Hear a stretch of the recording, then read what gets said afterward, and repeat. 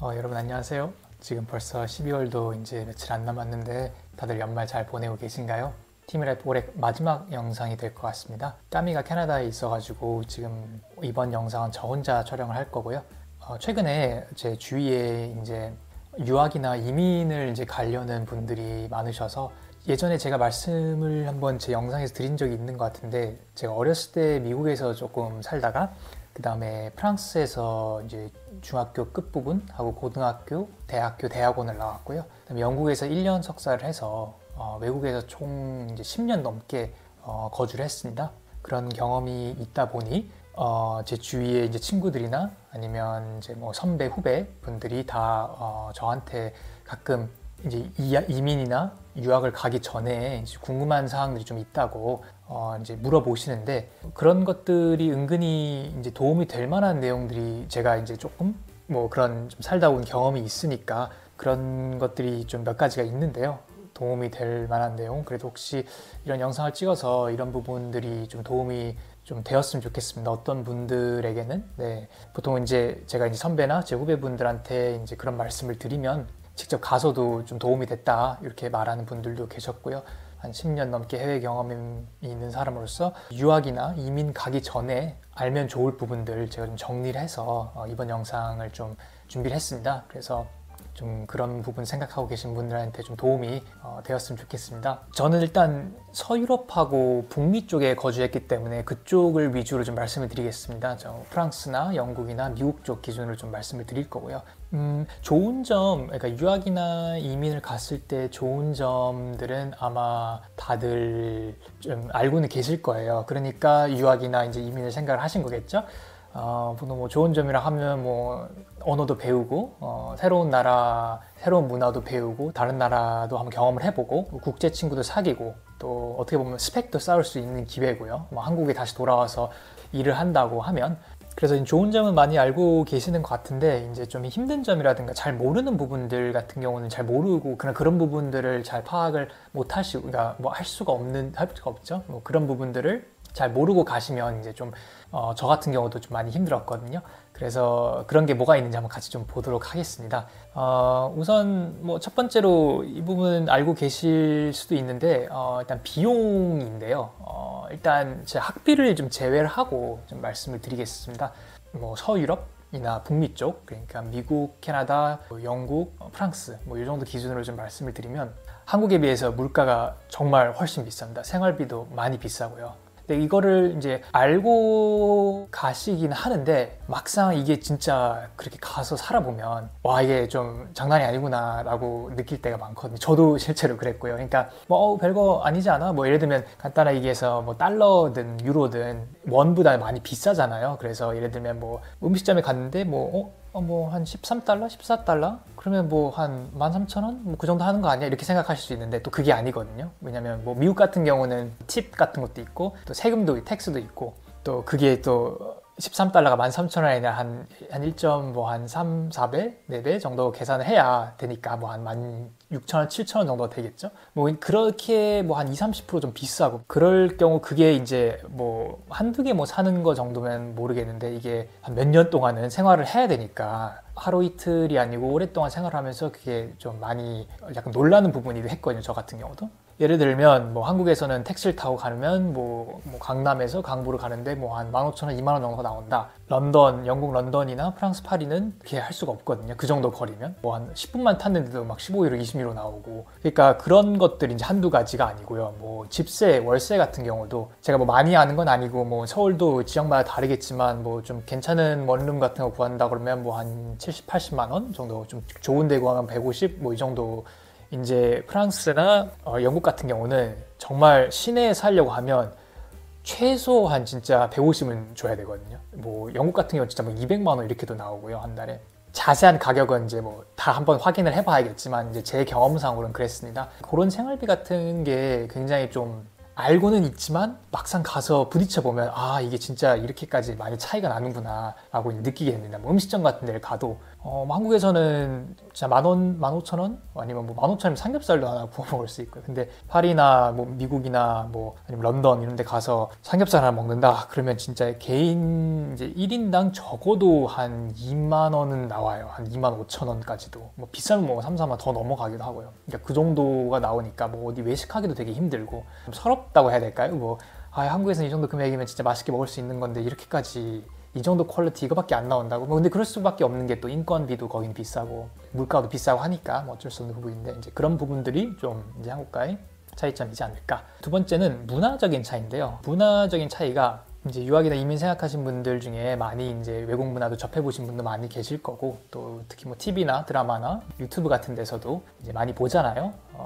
뭐 외국 문화라든가 외국은 어떻게 살고 있는가. 근데 그런 거를 많이 알고 있다고 하더라도 실제로 가서 부딪혀 보면 그런 문화적인 차이가 굉장히 커요. 예를 들면 뭐 별거 아니라고 할 수 있겠지만 의료 시스템 예를 들면 한국에서는 뭐 당연히 아프면 바로 의사 가서 보고 바로 약을 받아오고 뭐 이러는데 외국은 그렇지가 않거든요. 그러니까 이런 게 굉장히 큰 차이예요. 아픈데 의사를 보러 가야 되는데 막 2주, 3주를 기다려야 된다. 그리고 가서 보더라도 뭐 약 같은 것도 바로 못 받고 뭐 며칠 뒤에 와서 다시 한 번 더 확인하고 그 다음에 받자 뭐 이런 얘기도 있고요. 그래서 친구 중에 한 사람은 이게 약간 위장염, 식도, 뭐 위장 이런 거에 좀 걸리는 친구가 있었는데 외국에서 이제 병원을 갔는데 한국에서는 정말 이제 쉽게 구할 수 있는 약인데 그냥 바로 가서 처방을 받을 수 있는. 근데 외국 같은 경우는 그런 걸 받으려고 했는데도 의사분이 이거 그렇게 심각한 거 아니니까 그냥 뭐 한 달 뒤에 보자라든가. 그러니까 너무 충격을 먹은 거죠. 그런 거를 보고 그냥 쉽게 통증을 가라앉힐 수 있는 건데 약만 먹으면. 그래서 굉장히 고통을 받았던 뭐 그런 얘기도 있었고요. 뭐 행정 처리라든가 이런 것도 단점이라면 단점이고 장점이라면 장점일 수 있겠지만 좀 다른 거죠, 한국하고는. 근데 이제 한국은 뭐 모든 게 다 이제 주민등록 시스템으로 되어 있고 뭐 동사무소로 가도 뭐 인터넷을 뭘 시켜도 바로바로 이제 인증도 받고 뭐 동사무소 가도 바로 서류 띄고 이럴 수가 있잖아요. 제가 이제 살던 이제 서유럽 쪽이나 북미 쪽 같은 경우는 뭐를 하나 받으려고 해도 진짜 복잡합니다. 뭐 예약을 하고 가야 되거든요. 그러니까 가서 바로 받을 수 있는 게 아니라 뭐 예약을 해야 되는데 뭐 한 3주 뒤 어느 그냥 랜덤한 목요일 날 아침 9시 15분만 가능하다. 막 이런 식이에요. 약간은 과장을 붙여서 얘기를 하자면 막 그날 내가 뭐 학교를 가야 돼. 뭐 아니면 시험이 있어. 아니면 뭐 그날 중요한 뭐 이벤트가 있어. 뭐 그런 거 없습니다. 이제 봐주는 그런 거 없고 그냥 그래? 그럼 그냥 맞춰서 가야겠네. 막 이런 식입니다. 그리고 가도 바로 막 필요한 서류를 못 받아오는 경우도 많고요. 이 서류를 받으려면 뭐 이걸 준비해 왔어야 되는데 뭐 그런데 그런 정보를 미리 알아야 되잖아요. 뭐 어디서 내가 어떤 동사무소에서 나 인적 사항 뭐 이런 걸 떼려고 하는데 뭐 그걸 떼려면 뭐 학교에서 뭘 받아와야 된다. 뭐 예를 들면 뭐 그런 게 있다고 치면 그런 정보를 미리 알고 미리 준비를 해서 가야 되는데 그런 거를 어디서 안 알려주고 인터넷에도 잘 안 나와 있습니다. 예를 들면 뭐 찾으려고 해도 웹사이트도 잘 안 나와 있고 막 바뀌어져 있는 것도 많고. 예전에는 저 같은 경우도 하나 예를 들면 한국에서는 진짜 한 5분 만에 뗄 수 있는 거를 한 2달 반 걸려서 뗀 적이 있습니다. 이게 뭐 가서 동사무소를 가서 한 3주에 거쳐서 예약을 하고 갔는데 이거는 뭐 학교에서 뭘 떼와야 되는 서류였다 이렇게. 그러면 전 되게 당황하는 겁니다. 학교에서 아니 이걸 떼와야 되는데 왜 미리 안 알려줬는가? 그러면 뭐 자기네들은 모른다. 뭐 이런 식이고요. 그렇게 되면 이제 학교에 가서 학교에서 또 그러면 또 그걸 잡아야 됩니다. 학교에서 한 1주, 2주 뒤에 또 오라고 합니다. 그럼 그걸 또 받아가지고 또 가서 또 예약을 잡고 근데 또 뭐 밀려있기 때문에 또 한 달 더 걸리고 뭐 이런 식이고. 근데 이제 그런 것들이 문화적으로 차이라고 해야 될까요? 이런 것들이 좀 충격을 받을 수가 있어요. 가시면. 한국에서는 뭐 음식점 같은 데나 뭐 카페 같은 데 가서 화장실 가거나 이럴 때 이제 가방이나 뭐 노트북, 핸드폰 같은 것도 그냥 자리에 놓고 가잖아요. 외국은 절대 그거 안 됩니다. 그렇게 하시면 바로 훔쳐가고요. 정말로 그냥 놓고 어디 갔다 그러면 그냥 바로 훔쳐간다고 보시면 됩니다. 그러니까 이런 거를 모르고 가셨다가 되게 많이 당하신 분들도 많거든요.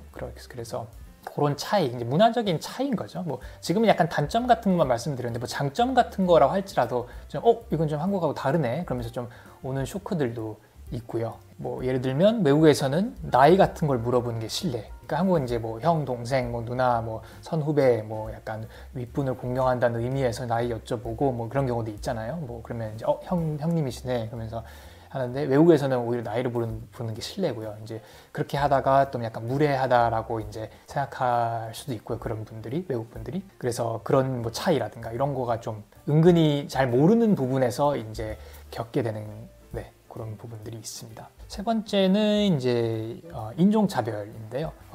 이거는 알고 계시는데 많은 분들이 제 친구들도 이제 가거나 외국 가거나 하면 아는데 막상 겪어보면 좀 많이 놀랍니다. 진짜였네. 진짜 이렇게 뭐 약간 드라마 속에서나 영화 속에서나 보던 걸 내가 직접 당한다고?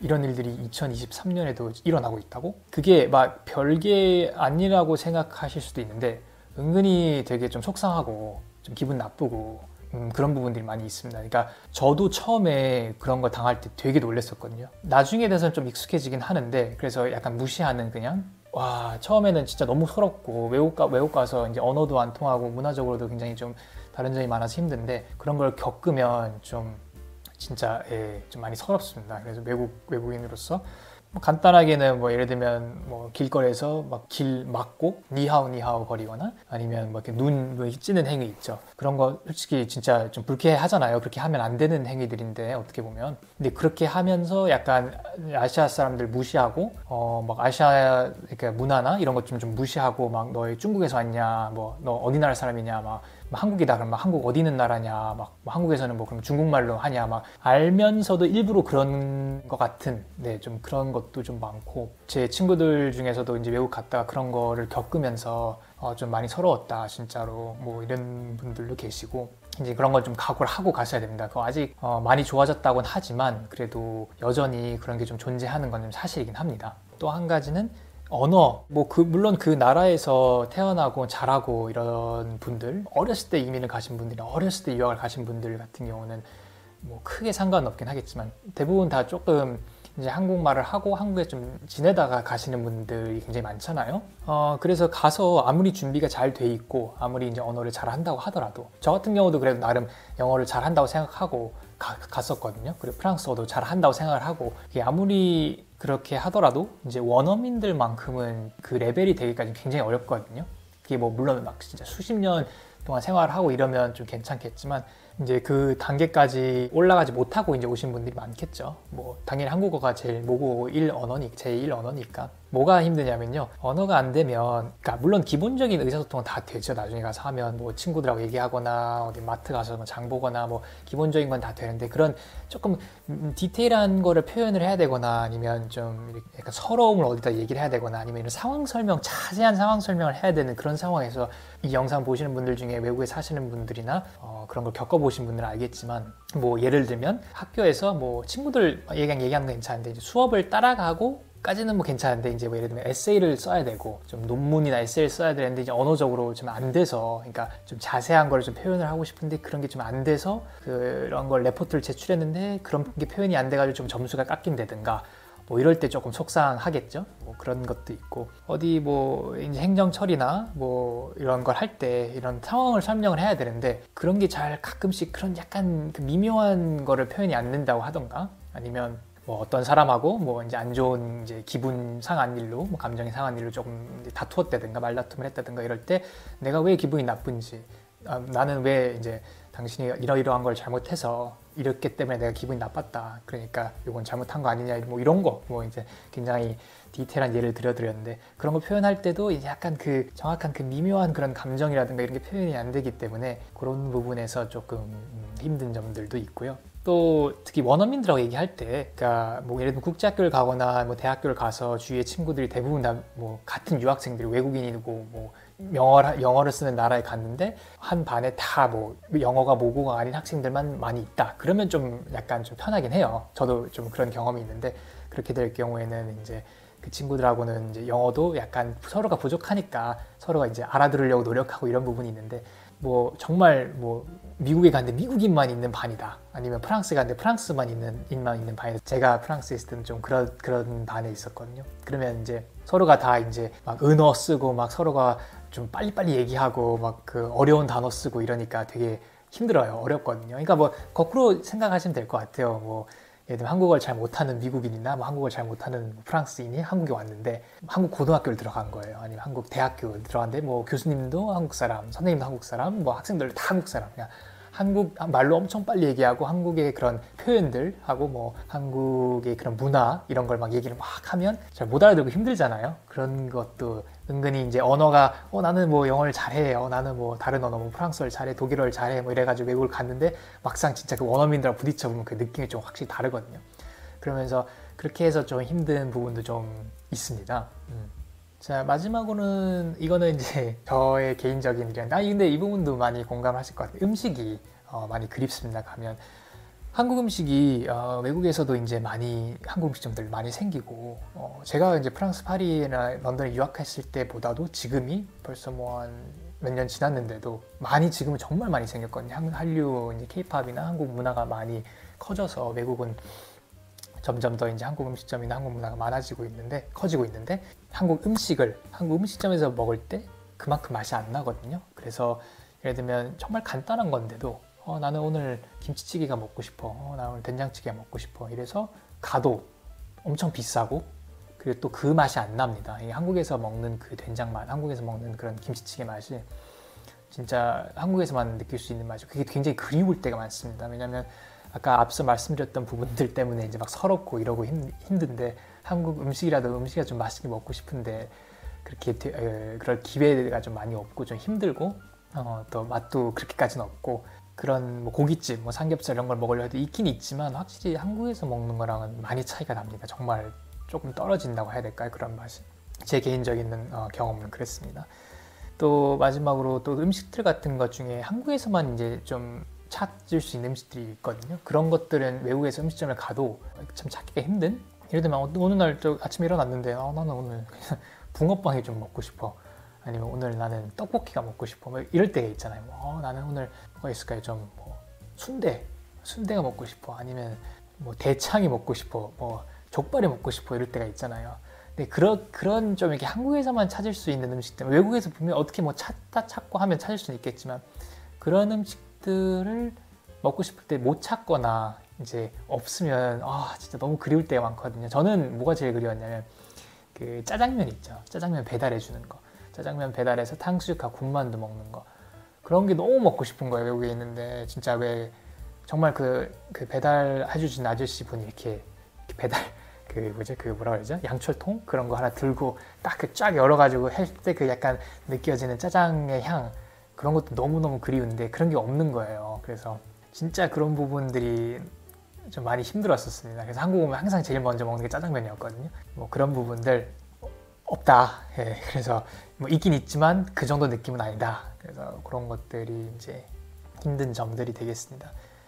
두서없이 좀 말씀을 드린 것 같긴 한데 이런 부분들을 저 같은 경우는 좀 누군가 저한테 미리 제가 유학을 가려고 했었을 때 말을 해줬으면 좀 정신적으로 대비가 되지 않았을까 이런 생각을 하거든요. 저도 이런 걸 모르고 가서 직접 부딪혀 보면서 느껴본 거여서 좀 많이 힘들었었는데 그래도 많은 이제 이런 거 영상을 보시는 분들께서 이걸 보시고 좀 준비가 된 상태로 좀 가실 수 있으면 조금이라도 도움이 됐으면 좋겠습니다. 다 아시는 내용일 수도 있겠지만 그래도 제가 한번 짧은 제 생각을 좀 정리를 해봤고요. 그리고 또 제 주위에 제 후배들이나 유학 가려는 분들이 이제 많이 저한테 질문을 하거든요. 형 이거는 어떻게 해야 돼요? 뭐 이런 거는 뭐 해요. 그래서 그런 부분을 좀 알고 가시면 좋겠고요.